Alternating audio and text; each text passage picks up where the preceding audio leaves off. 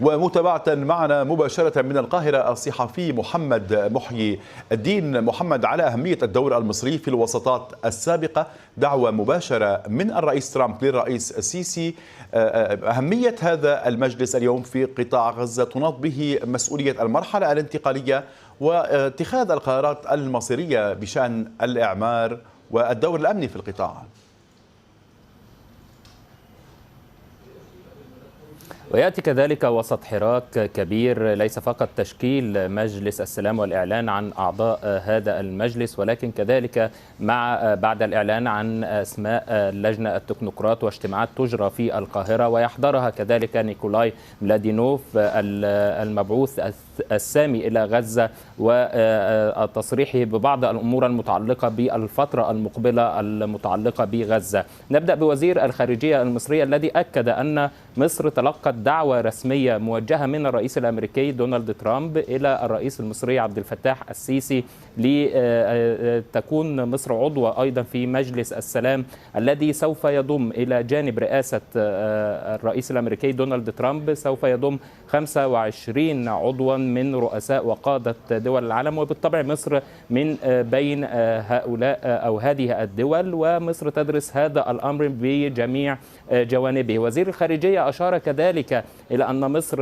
والرئيس المصري كذلك ثمن الجهود الأمريكية وتحديدا جهود الرئيس الأمريكي دونالد ترامب فيما يتعلق بإحلال السلام في المنطقة. وأكد وزير الخارجية أن دون انخراطه لا يمكن تنفيذ استحقاقات المرحلة الثانية من اتفاق وقف إطلاق النار، ولا يمكن كذلك ضمان التزام جميع الأطراف بهذا الاتفاق وتنفيذ المرحلة الثانية من اتفاق وقف إطلاق النار. إلى جانب هذا وتوازيا كذلك مع هذه الجهود وهذه التصريحات الصادرة الرسمية الصادرة، نيكولاي ميلادينوف قال اليوم أيضا في تصريحات إعلامية إن مجلس السلام وكذلك اللجنة التكنوقراط من المفترض أن تتولى مهامها عن قريب، وأعرب عن أمله أن يتم ذلك سريعا، وأن مكتبه سوف يكون دوره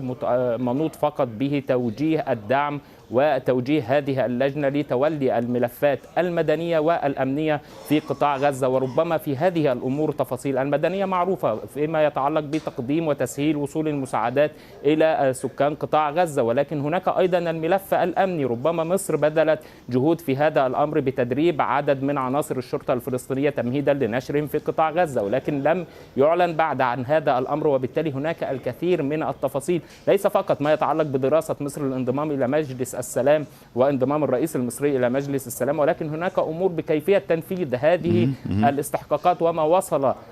وصلت إليه هذه الجهود مؤخرا على أرض الواقع، وربما هذا ما يتم الآن بذل مزيد من الجهود للوصول إليه.